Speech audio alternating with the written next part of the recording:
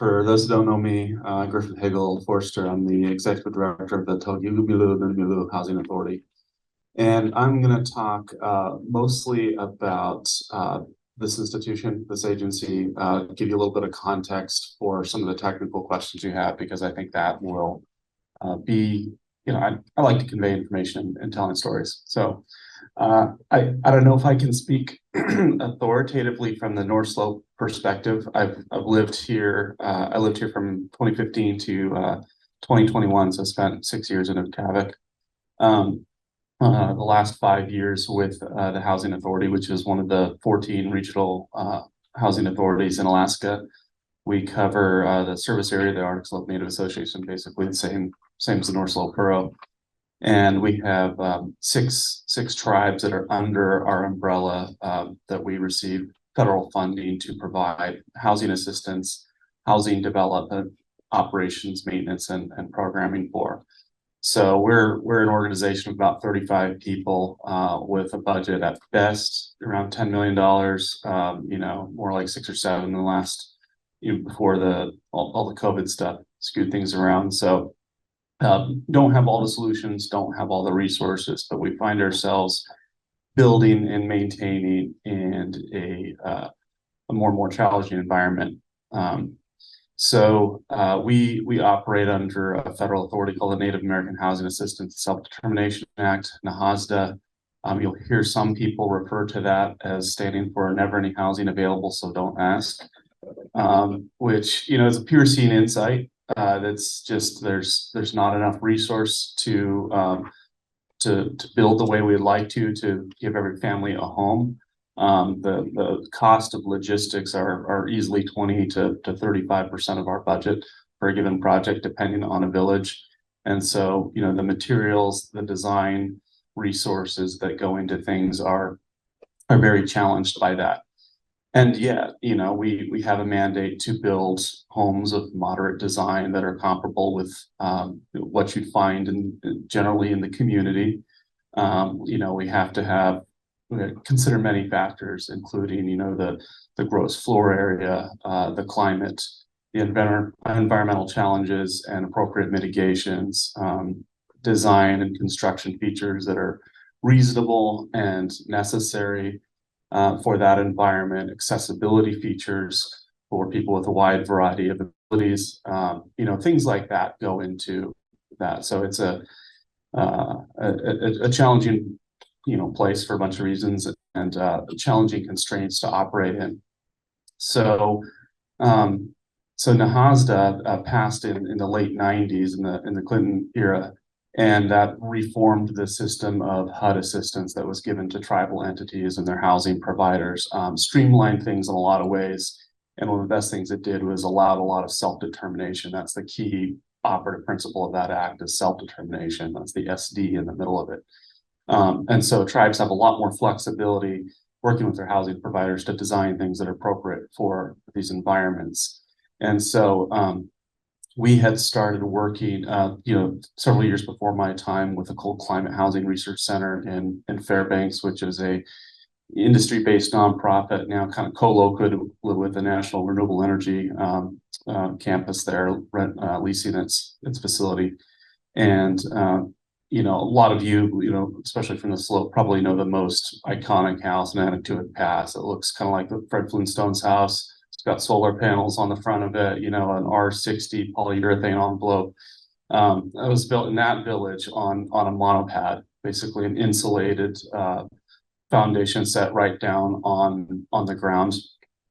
It was innovative for its time, very stable in that way, but also a pretty expensive way to build and not necessarily appropriate for every village. And so in the mid 2010s, and that was 2009, 2010, TNHA built that with CCHRC and some other partners in Anaktuvuk Pass. And then we began successive design iterations, and we're now on what we think of as our Generation 7 design now.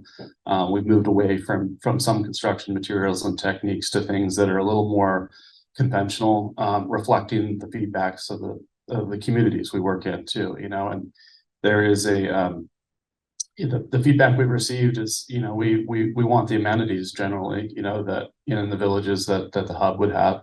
And, hub, Reykjavik, tends to look to the urban centers as like, setting the standard of living. And so we have more conventional looking homes in all but one respect, which is that a lot of them are on giant steel sleds. And PBS Nova came up here a couple of years ago and filmed a segment on our sled-based home here in Reykjavik, which I hope to be able to provide you a chance to tour tomorrow. Once PBS calls you a radical, you just kind of lean into it a little bit. They're like, this housing authority up the North Slope of Alaska is embracing more radical solutions. I'm like, well, I think this is actually one of the more conservative ways we could approach building in this environment, given what we know. But anyway, it's, you have a little fun with it. And the basic principle is the building can be adjusted differentially on its footings and hooked up to a piece of heavy equipment and pulled if circumstances really necessitate it. This adds tens of thousands of dollars to the cost of building a home. I look at it, we look at it as an agency as insurance. This is like basically self-insurance. We start to look at the cost of moving, the cost estimates of moving several other environmentally threatened communities in the state.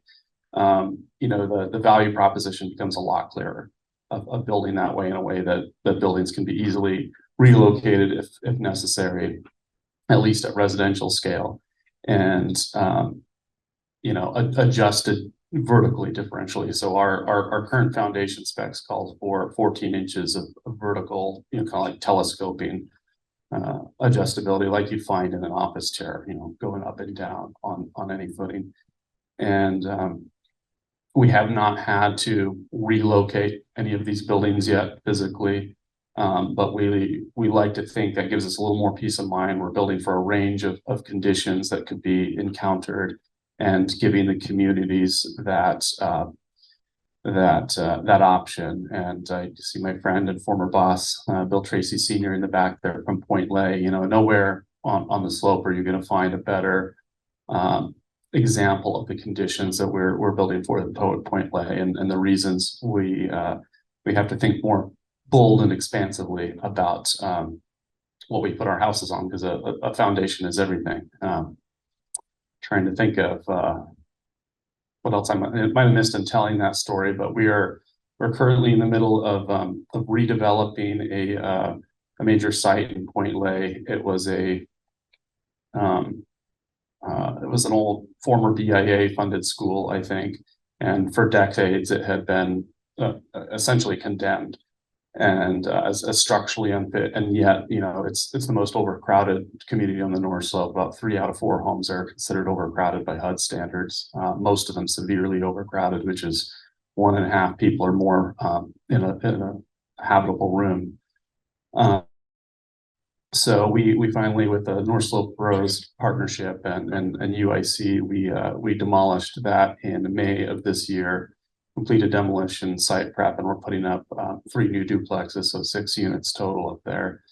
One of the features of these duplexes is they can be separated at the party wall, and we have a means to put essentially a steel sled under one half of the duplex and relocate it if it needs to be. One of the things we get with that economy of scale out there, having 6 units that could essentially be moved individually, is that you can build one steel frame and kind of like store it under one side of one of the duplexes, and you don't have to have an individual frame for every single house, just assuming that you can reuse that vehicle. So that offered an opportunity for some cost savings. Unfortunately, it all seems to get eaten up somewhere else, which is mostly logistics out there. We were able to make use of the community winter access trail, to haul about 2/3 of our building materials out there on the snow trail seasonally. But that's an overview of what we're doing with permafrost foundations, I guess. And I'll stop there. And are you taking questions now, or should I pass it off to Ives?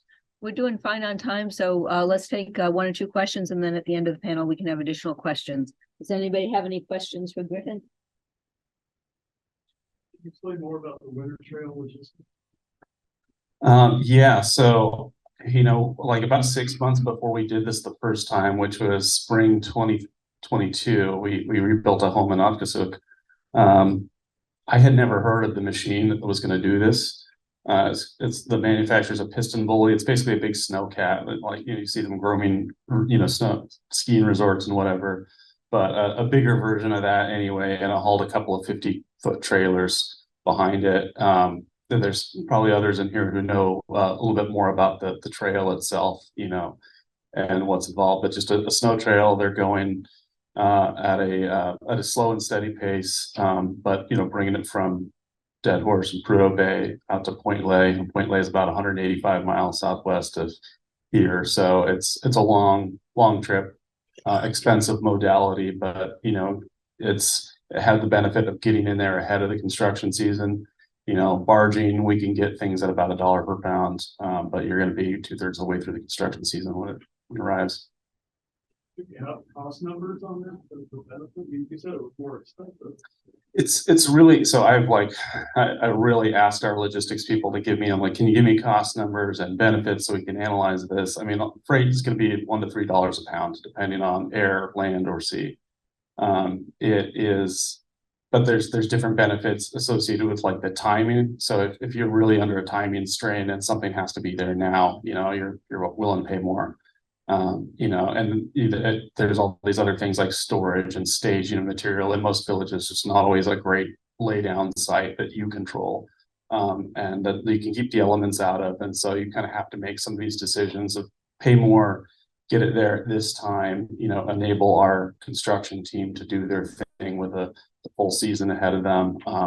So there's trade-offs everywhere, but it's in that cost range. Well, that's really, I don't want to talk up everybody's time, but our organization, Health Protection Science Foundation, developed an 800-mile road from McMurdo to South Pole. And the cost savings on that was over 8 times. It's a great savings. Of course, it takes longer. You have to plan it ahead of times, but they do 3 swings a summer, 3 trains that go back and forth, and savings has been phenomenal. So it might be something worth looking more into. Thank you. One more question. Go ahead, Bill. So I mean, you're doing this because people are having trouble with melting permafrost due to climate change. I'm wondering if you guys, when you're coming up with new designs, are you considering carbon emissions related to the new designs? Do you find unified emissions and embodied carbon in the new designs? Yeah, so we're actually working on a construction spec right now that considers embodied carbon, that considers a whole bunch of things. And the reason for doing that is not so much like we want to improve our environment, but like we have to find ways to justify our cost, especially when our programs are run by bureaucrats in DC who have never been to Alaska, let alone North Slope. It's not their fault. They just cannot imagine. So like, just painting this picture for people who can't imagine why things cost the way they do. And that gives us some wiggle room on cost when we say, we're building things to, not just the current modern standard for, affordable, safe, sanitary homes, but we want to future-proof these to some degree. So, we are thinking about how we can make sure the mechanical systems are as, efficient and comfortable, reliable as possible. There's a lot of things. I'm personally like really into heat pumps. There's not going to be one that works up here year round just yet. So there's a lot of things on the horizon that we're monitoring, and we want to build our homes to be as advantage of a lot of these things as possible. And also, the materials, for example, we use structurally insulated panels made in Alaska and in the Mat-Su Valley. We looked, polyurethane foam, the blowing agents are like terrible. They have been in the past, terrible high global warming potential ratings. These use a blowing agent made by Honeywell with like a GWP of 1. So we feel a lot better about using it. If we're going to use foam, which performs really well, and it's about the best insulation, you're getting this climate. We do our diligence in making sure it has the best environmental impact we can get for our money. And then I just wanted to add to Kevin's comment earlier about the benefits of a road. I visited my colleagues in Nome recently, and we drove out to Teller, and they're talking about that shaving tens of thousands of dollars off the cost of barging, having a road. So yeah, I hear that.